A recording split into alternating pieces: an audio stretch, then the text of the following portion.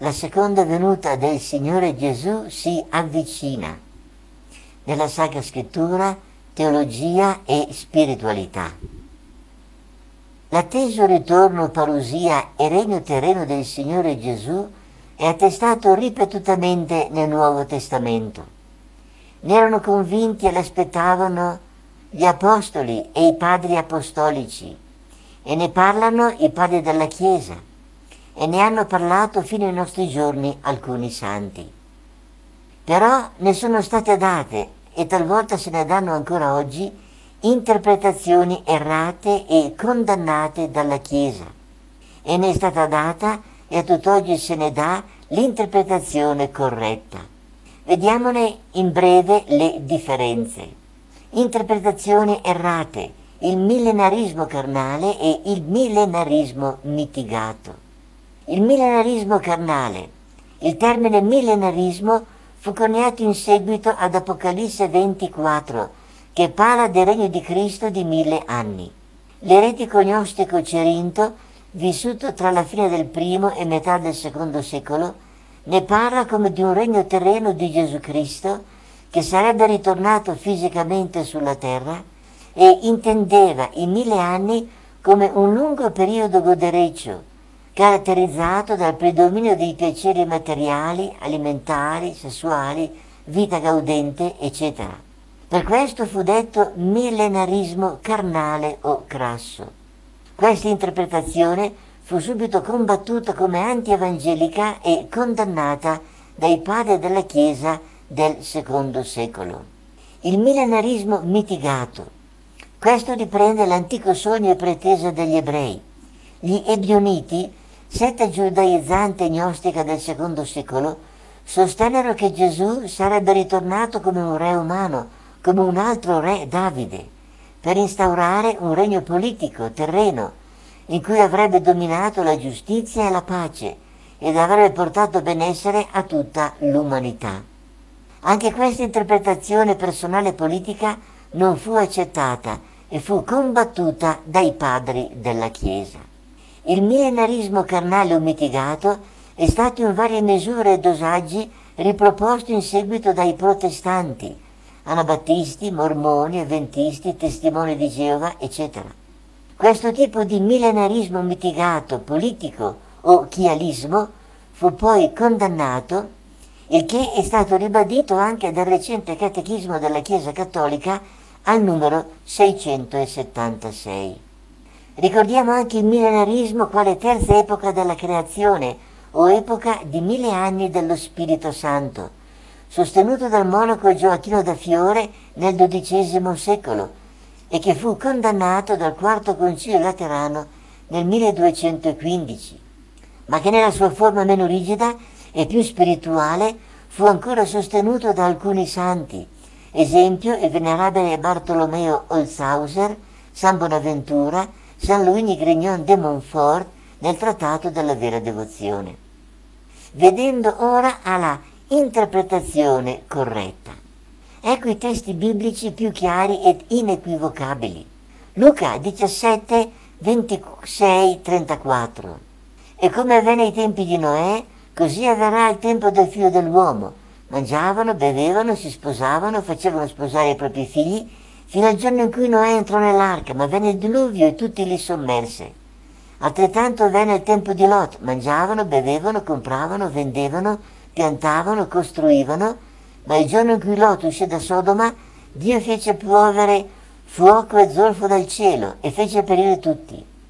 Lo stesso avverrà nel giorno in cui il figlio dell'uomo dovrà apparire. In quel giorno colui che sarà sulla terrazza avrà la sua roba a casa, non discenda per riprenderla, come pure colui che si troverà nei campi non torna indietro. Ricordatevi della moglie di Lot. Io vi dico, in quella notte 2 saranno nel medesimo letto, uno sarà tolto e l'altro sarà lasciato. 2 donne saranno a macinare insieme, l'una sarà presa e l'altra lasciata. Matteo 24, 37, 42. Quello che avvenne ai tempi di Noè avverrà pure alla venuta, originale greco parusia, del figlio dell'uomo.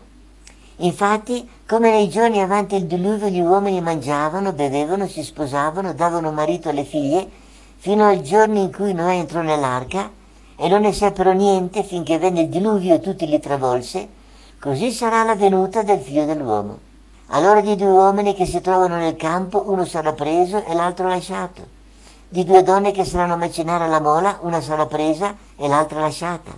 Vegliate dunque, perché non sapete in che giorno verrà il vostro Signore.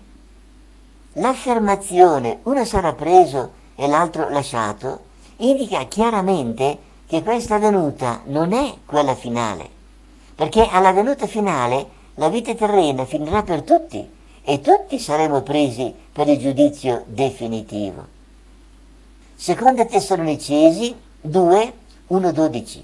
Riguardo alla venuta, originale greco parousia, del Signore nostro Gesù Cristo e alla nostra riunione con Lui, vi preghiamo, fratelli, di non lasciarvi così facilmente turbare lo spirito né allarmare da rivelazioni profetiche e da dicerie o da qualche falsa lettera fatta circolare sotto il mio nome, quasi che il giorno del Signore sia imminente.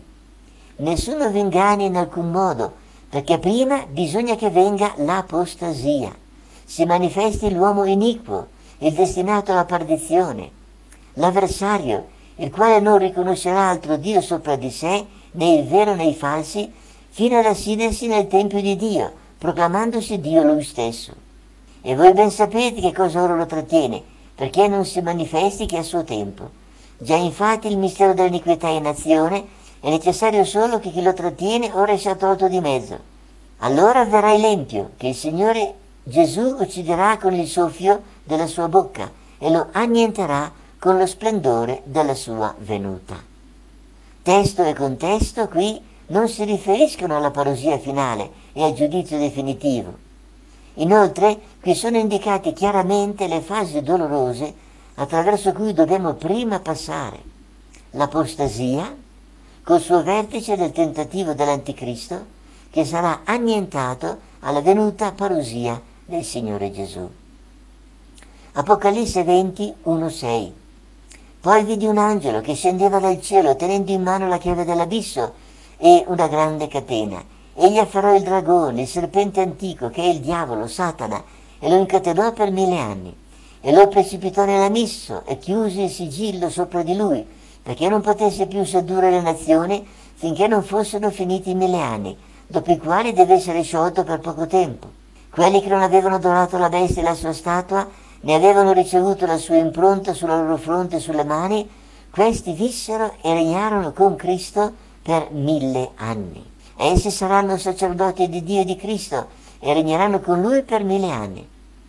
Questo non è il regno dei cieli definitivo. Qui è affermato chiaramente il regno intermedio, terreno e spirituale di Gesù Cristo.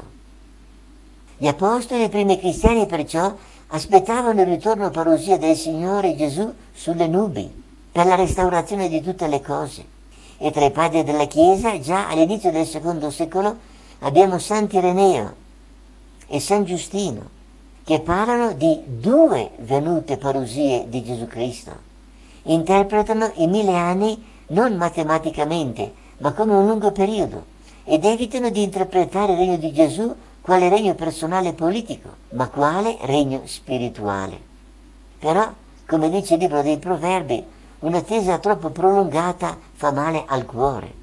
Quando l'attesa del ritorno parousia di Gesù e del suo regno spirituale, di pace e di santità, attesa che rappresenta gli apostoli e successori, ha incominciato ad indebolirsi per l'apparente ritardo a realizzarsi, secondo i nostri criteri umani, questa attesa ha finito per divenire minuscola e ha preso il sopravvento la sola attesa del ritorno parousia finale del Signore Gesù, quale giudice della storia alla fine del mondo, come si vede già chiaramente nel credo o simbolo niceno-costantinopolitano che preghiamo nella Santa Messa. Oltre ai passi biblici sopra citati, proseguiamo nella corretta interpretazione, continuando con la Sacra Scrittura.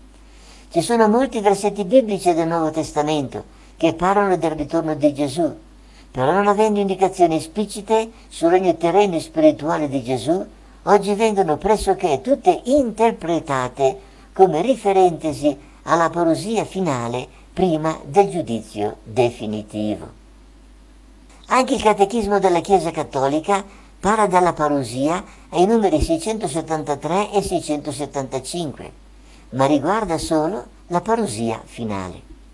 Però, come ci ricordano Antonio Norito e G. Vinci nel loro interessante studio Gesù risorto sta per tornare, riportiamo la testimonianza di padre Martino Penasa. La ragione per cui non si parla espressamente della venuta intermedia di Gesù nel nuovo catechismo della Chiesa Cattolica è quella data direttamente dalla fonte autorizzata a questo, cioè da Monsignor Raffaello Martinelli, capo responsabile della Commissione Pontificia incaricata della redazione definitiva di esso prima della stampa. Infatti, subito dopo la pubblicazione ufficiale di tale catechismo, egli fu invitato dal padre superiore del convento annesso alla Pontificia Basilica di Sant'Antonio a Padova, padre Olindo Baldassa, per fare una conferenza di presentazione ufficiale di tale nuovo documento davanti alla comunità che è in mano all'ufficiatura di tale basilica. Egli toccò i vari punti che potevano interessare maggiormente gli uditori. Uno di questi punti era quello relativo ai criteri di scelta degli argomenti da introdursi nel testo. Egli disse espressamente che non era affatto intenzione della Commissione di dirimere nessuna questione che fosse ancora in discussione presso i teologi,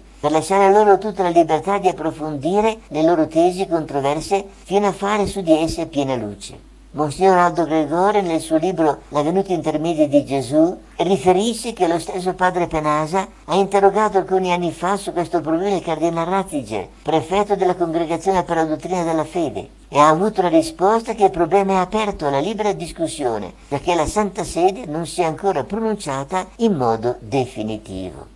Anche nella liturgia della Santa Messa l'idea ritorna ripetute volte. Dopo l'elevazione e l'acclamazione dei fedeli, annunciamo la tua morte, Signore, proclamiamo la tua resurrezione nell'attesa della tua venuta. Nel canone terzo, dopo la consacrazione, celebrando il memoriale del tuo Figlio morto per la nostra salvezza, gloriosamente risorto e sceso al cielo, nell'attesa della sua venuta, ti offriamo, Padre, il rendimento di grazie, questo sacrificio vivo e santo. Nel canone quarto, dopo la consacrazione, in questo memoriale della nostra redenzione, celebriamo, Padre, la morte di Cristo, proclamiamo la sua risurrezione e ascensione al cielo, dove siede alla tua destra, e, in attesa della sua venuta, nella gloria, ti offriamo il suo corpo e il suo sangue, sacrificio te gradito per la salvezza del mondo. Al Padre nostro che sei nei cieli, sia santificato il tuo nome, venga il tuo regno, sia fatta la tua volontà come in cielo così in terra. Nella preghiera seguente, liberaci, Signore, da tutti i mali, concedi la pace ai nostri giorni e con l'aiuto della tua misericordia vivremo sempre liberi dal peccato, sicuri da ogni turbamento, nell'attesa che si compia la beata speranza e venga il nostro Salvatore Gesù Cristo. Però, mancando ormai una catechesi completa ed adeguata sulle due venute parusie, queste preghiere vengono intese come riferite solo alla parusia finale. Sta a noi essere sensibilizzati e renderci conto che sono riferite anche al ritorno e regno terreno spirituale del Signore Gesù. Ed ora ecco alcune brevi testimonianze di santi.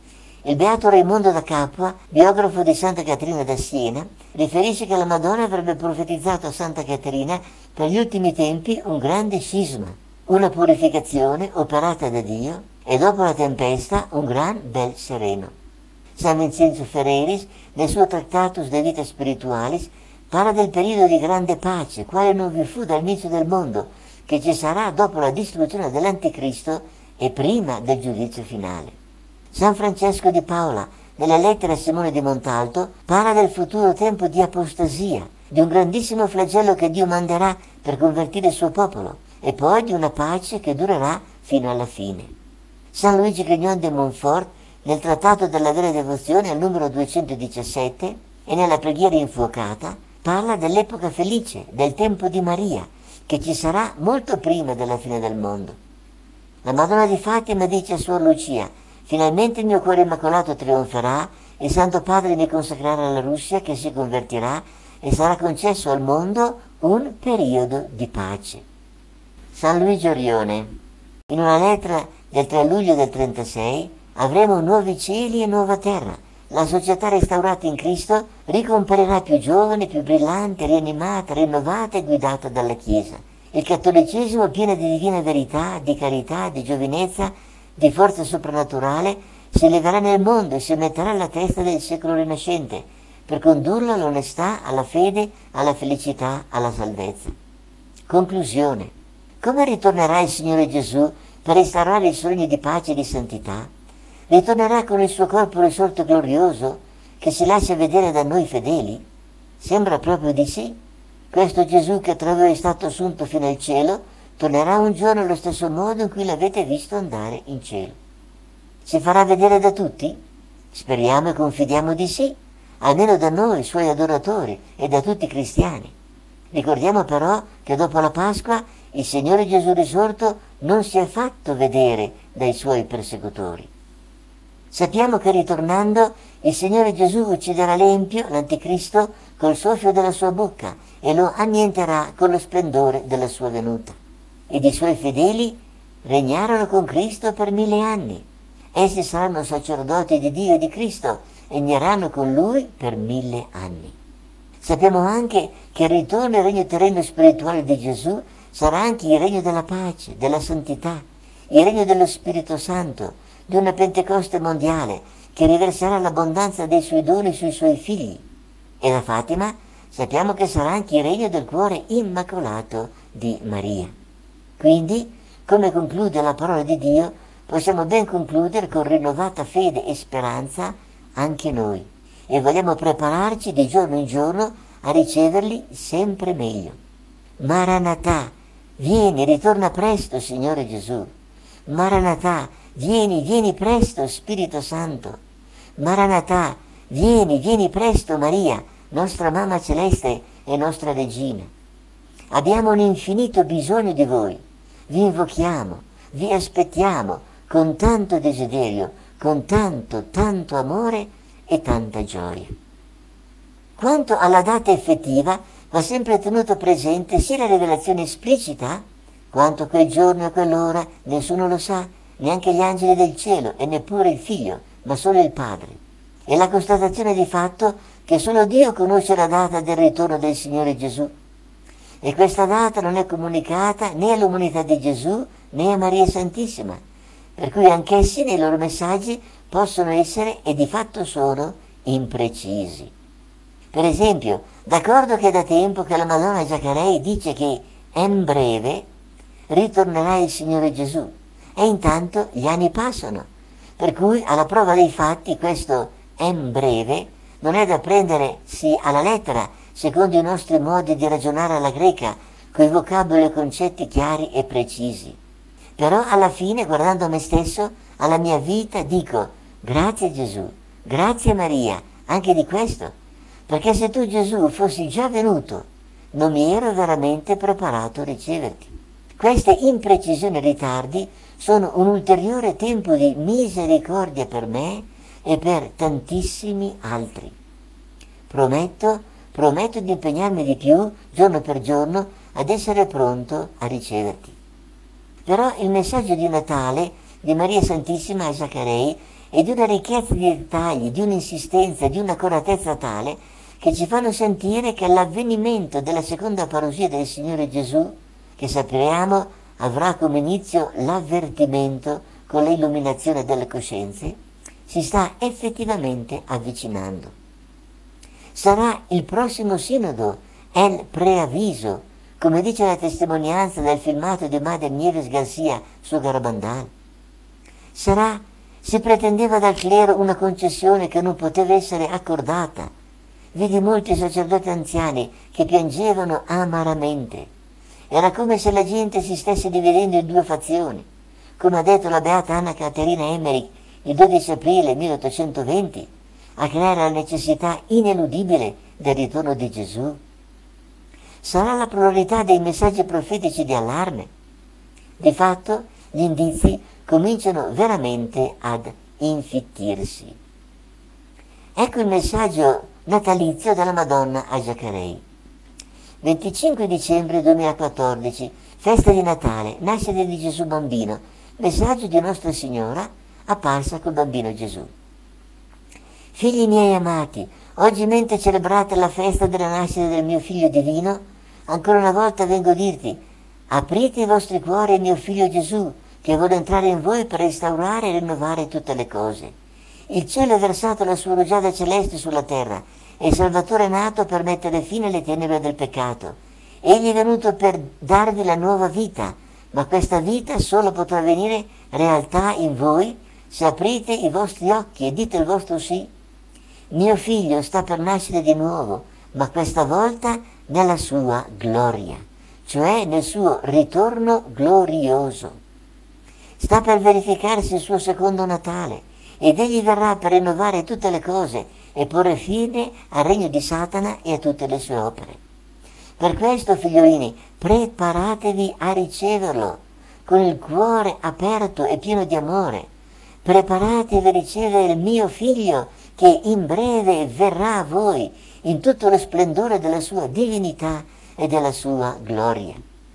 Circondato dai suoi angeli che arrosseranno il cielo con il fuoco della sua giustizia per i malvagi e al tempo stesso con la luce della vittoria per i buoni. Dovete perciò essere purificati, immacolati, santificati davanti a Lui. Pertanto rinunciate ad ogni peccato, lasciatevi veramente formare da me, condurvi da me per la strada del bene, della grazia, dell'amore, della santità, perché possiate veramente essere degni della ricompensa del mio divino Figlio Gesù Cristo. Preparatevi per la seconda venuta di mio Figlio, che è ogni giorno più vicina. Non confondete la seconda venuta di mio Figlio Gesù nella gloria con la sua venuta spirituale nella preghiera con il cuore. Quando vi parlo della seconda venuta di mio Figlio, vi parlo della parusia, vi parlo della sua seconda venuta in potenza e gloria. Questa è molto vicina a voi e perciò dovete ora più che mai intraprendere ogni sforzo nella vostra conversione, nel vostro perfezionamento spirituale, nella rinuncia al peccato, nel superamento dei vostri difetti, perché veramente siate trovati santi e irreprensibili agli occhi di mio Figlio. Bandite dalla vostra vita tutti i vizi, tutti i peccati, ogni pigrizia, ogni indolenza, autoadorazione di voi stessi, adorazione della vostra carne, sensualità, avidità, avarizia, lussuria, golosità, perché voi veramente possiate essere immacolati agli occhi di mio Figlio. Bandite dalla vostra vita tutta l'invidia, tutta la superbia, tutto l'orgoglio e vanità, affinché siate simili a me in tutto, e così mio Figlio Gesù rivolga i suoi sguardi amorosi verso di voi, riconoscendovi come miei figli, discepoli, imitatori, seguaci e alunni. Io, la madre del secondo avvento, sono venuta per prepararvi alla venuta di mio Figlio. Ma l'umanità, come nella sua prima venuta, è cieca, sorda, insensibile e non lo riconosce, non riconosce i continui segni che indicano che il suo arrivo è prossimo. L'umanità non è stata capace di riconoscere che è arrivata l'epoca della sua venuta, così pure non è capace ora di riconoscere sia della sua seconda venuta. Voi che avete ancora un poco di vista chiara, riconoscete i segni che indicano che è prossimo il ritorno del Figlio dell'uomo, di mio Figlio Gesù, e proprio come nella prima volta il più grande segno che il Messia era già venuto per redimere il mondo ed insegnare la sua dottrina al mondo fu la predicazione di Giovanni Battista, così pure oggi io, col nuovo Giovanni, sono la voce che grida e predica nel deserto: aprite i vostri cuori, o freddo deserto, arido e senza fede, aprite i vostri cuori, tutti i miei figli, per il Signore che mi manda a preparare il cammino del suo ritorno. Preparate le vie del Signore, perché la sua venuta è prossima.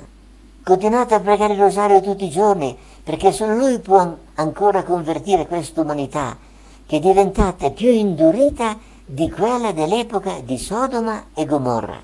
Il numero, il volume, la intensità, la gravità dei peccati del mondo aumentano ogni giorno di più, mentre il numero di coloro che veramente pregano abbastanza e parlano poco è così piccolo.